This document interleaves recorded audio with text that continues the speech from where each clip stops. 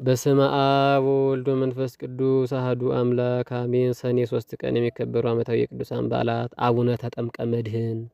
ጻድቁ የተወለዱት በአጼ ሱስንዮስ ዘመነ መንግስት በ1610 ዓመተ ምህረት ሲሆን ወላጆቻቸው ወልደ ክርስቶስና ወለተ ማርያም ይባላሉ። ታኅሳስ 2 ቀን እንደመወለዳቸው ክርስትና የተነሱት ጥር 11 ቀን ነበርና ካህኑ ተጠምቀ መድኅን አላቸው።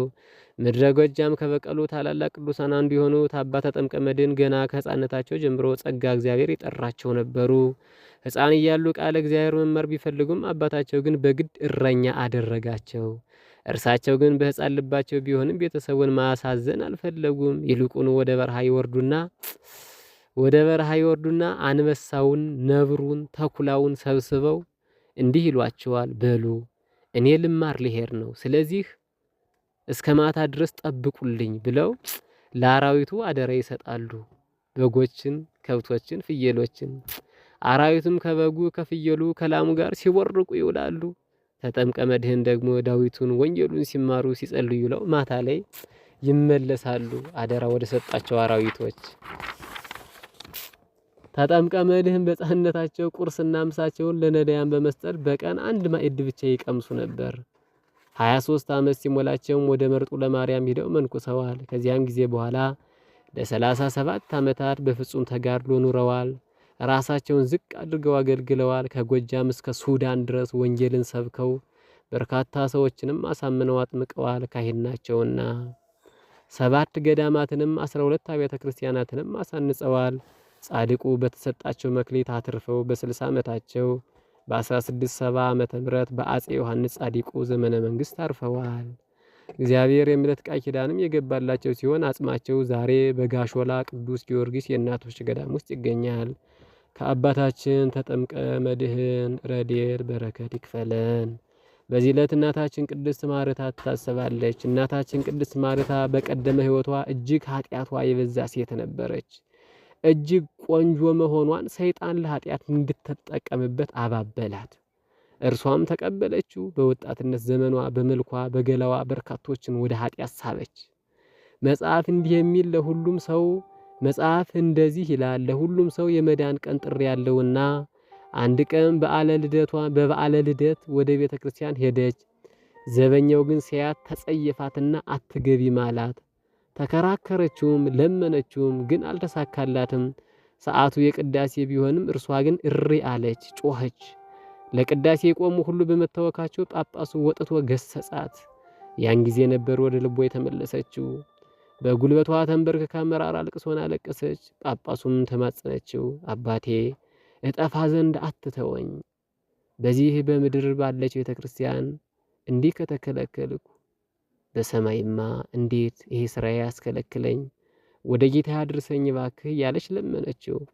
ወደው ወደ ቤቷ ሄዳ የዝሙት ዕቃዋን አቃጠለችው። ጸጉሯንም ተላጨች። ንብረቷን ሁሉ ለነዳያን አካፈለች። ጳጳሱም ንስሐ ሰጥቶ ወደ ገዳም አሰናበታት።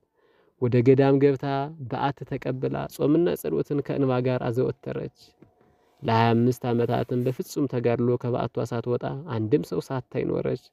ከማረፏ በፊትም ብዙ ተአምራትን አድርጋለች።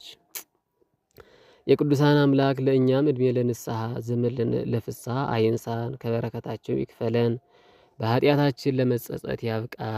ሰኔ 3 ቀን የሚታሰቡ ዓመታዊ ቅዱሳን በዓላት ቅድስት ማርታ ተሐራሚት፣ አቡነ ተጠምቀ መድኅን ጻድቅ ኢትዮጵያዊ፣ ቅዱስ ኢላሪዮን ሰማዕት፣ ቅዱስ ኮሪዮን ሰማዕት ይታሰባሉ። አልሞትም በሕይወት እኖራለሁ እንጂ የእግዚአብሔርም ሥራ እናገራለሁ። መገሰጽስ እግዚአብሔር ገሰጸኝ፣ ለሞት ግን አልሰጠኝም። የጽድቅ ደጆችን ክፈቱልኝ፣ ወደ እርሱም ገብቼ እግዚአብሔርንም አመሰግናለሁ። ይቺ የእግዚአብሔር ደጅ ናት፣ ጻድቃን ወደ እርሷ ይገባሉ። ሰምተኸኛልና መድኃኒትም ሁነኸኛልና አመሰግናለሁ። የቅዱስ ዳዊት መዝሙር 117 ቁጥር 17 እስከ 22 ሰላም ሰላም ለብእሲ እግዚአብሔር ተጠምቀ መድኅን ዘፈጸመ ገድሎ በደብረ ጋሾላ መካን ወሰላም ለማዕረታ ዘኬደት ወለሰይጣን ወፀዋአታ ማርያም ወላዲተ አምላክ ብርሃን ሰማዕታት ክቡራን ኮሪዮን የኤላሪዮን ማርታ ብጽኢት ዘሙአቶ ለመስቴማ እስከ ተዘርወ ከመጢስ በሃበ ይጼውኡ ስማ ተጠምቀ መድን ጻድቅ ዘተጋደለ በጻማ ኢላሪዮን ሰማይት በእንተ ንጉሥ ራማ ምስለ ኮሪዮን ህውረ አባላቲሁ ዘሃማ። በስመ አብ ወወልድ ወመንፈስ ቅዱስ አሐዱ አምላክ አሜን። ሰኔ 4 ቀን የሚከበሩ ዓመታዊ የቅዱሳን በዓላት ቅድስት ሶፊያ በቀደመ ዘመን በነበሩ ክርስቲያኖች ዘንድ ተወዳጅ ስም ነበር። ዛሬ ብዙ አሕዛብ ሲጠሩበት ብንሰማም ትርጉሙ ጥበበ ክርስቶስ የሚል ነው። በዚህም ስም የሚጠሩ አያሌ ቅዱሳት አንስት ሲኖሩ አንዷ ዛሬ ትከበራለች። ቅድስት ሶፊያ ተጋዳሊት። ቅድስቷ የተወለደችው በምስራቅ ሮም ግዛት ውስጥ በ3ኛው መቶ ክፍለ ዘመን ነው። ዘመኑ የጭንቅ የመከራ በመሆኑ ሕዝቡ በስደት ይኖር ነበር። የቅድስት ሶፊያ ወላጆች ክርስቲያኖች ናቸውና በመልካሙ መንገድ በንጽህና አሳድገዋታል። ባለጠጎችን በመሆናቸው አገልጋይ ቀጥረውላት ያማረ ቤት ሰርተውላት በዚያ ትኖር ነበር። ሁሉ ያላት ብትሆንም ሁሉን ንቃ በጾምና በጸሎት ትኖር ነበር። ለአቅመ ሔዋን በደረሰች ጊዜ ወላጆቿ ለከተማው መኮንን ገዢ ሊድሯት መሆኑን አወቀች። ወደ ቤቷ ገብታ 100 ጊዜ ሰገደች። ወደ ፈጣሪዋም ጸለየች። ጌታዬ ኢየሱስ ክርስቶስ ወይ የዚህን ዓለም ቀንበር አታሸክመኝ አልችልምና፣ ያንተው ቀንበር ግን የፍቅር ነውና እችለዋለሁ አለች። አገልጋዩን ጠርታ ብዙ ወይን አጠጥታት ልብስ ተቀያየሩ። በሌሊትም ወጥታ ወደ በረሃ ሄደች። የአገልጋዩን ልብስ ቀይራ ማለት ነው። ዓላማዋ ምናኔ ቢሆንም እግዚአብሔር ፈቃዱ ግን ሌላ ነበር። በመንገድ ላይ ብዙ ክርስቲያኖች በመከራ ብዛት ሲሰደዱ አገኘቻቸው። እርሷም ስደትን አልመረጠችም። እያጠያየቀች ሰው በላ ከተባለ አረመኔ ንጉሥ ዲዮቅልጥያኖስ ደረሰች። በፊቱም ቀርባ እኔ ክርስቲያን ነኝ አለችው። ንጉሱም ከመልኳ ማማርና ከድፍረቷ የተነሳ አደነቀ። ሊያባብላትም ሊያስፈራራትም ሞከረ፣ ግን አልተሳካለትም። ወታደሮቹ መሬት ላይ ጥረው ጦር ባለው የብረት ዘንግ ደብድበዋታልና ደም አካባቢውን አለበሰው። መሬት ለመሬት እየጎተቱ እስር ቤት ውስጥ ጣሏት። ቅዱስ ገብርኤል መጥቶ ፈውሷት ሄደ። አንዴ በእሳት አንዴም በስለት ሌላን ጊዜ በግርፋት አሰቃዩዋት። ከሃይማኖቷ ግን ሊያነቃንቋት አልቻሉም። በመጨረሻ ግን አንገቷን እንድትሰየፍ ንጉሡ አዘዘ። ወታደሮችን ፈጸሙት። ጌታችን ኢየሱስ ክርስቶስ ወርዶ ቅድስት ሶፊያን በክብር አሳረጋት። ስምሽን የጠራ መታሰቢያሽንም ያደረገ ምሕረትን ያገኛል አላት። ከእናታችን ከቅድስት ሶፊያ ረድኤት በረከት ይክፈለን። በዚህ ዕለት ቅዱስ ዮሐንስ ዘሐራቅሊ ይታሰባል። ቅዱሱ የነበረው በተመሳሳይ በዘመነ ሰማዕታት ነው። አባቱ ዘካርያስ እናቱ ደግሞ ኤልሳቤጥ ናቸው። እርሱ ደግሞ ቅዱስ ዮሐንስ ይባላል። የሚገርመው መንፈሳዊ ግጥጥሞች ነው። የቅዱሱ ወላጆች የሀገር ሐራቅሊ አስተዳዳሪዎች ሲሆኑ የተመሰከረላቸው ደጎች ነበሩ። ዘካርያስ አርፎ ዮሐንስ በመኖሩ የተቀመጠው ገና በ20 ዓመቱ ነበር። በወቅቱ ከሁለቱ አንዱን መምረጥ ነበረበት። አንደኛ ለጣዖት ሰግዶ በምድራዊ ክብሩ መቀጠል፣ ሁለተኛ ደግሞ በክርስትናው መሞት። ቅዱስ ዮሐንስ ግን ልቡ በክርስቶስ ፍቅር የተሞላ ነውና ሁለት ከባባድ ነገሮችን ፈጸመ። በመጀመሪያ በአካባቢው ያሉ ጣዖት ቤቶችን አወደማቸው። ቀጥሎ ወደ ንጉሥ ሄዶ በመኳንንቱ ፊት ክርስቶስን አመልከዋለሁ ብሎ ከፍ ብሎ ተናገረ። ንጉሱንም አንተ ሰነፍ እያለ ገሰጸው። ከዚህ በኋላ በቅዱሱ ላይ የተፈጸመው መከራ የሚነገር አይደለም። ያላደረጉት ነገር አልነበረም። እሳቱ፣ ስለቱ፣ ሰይፉ፣ መንከራኩሩ ከሁሉ የከፋው ግን ቆዳውን ገፈው በእሳት ጠብሰውታል።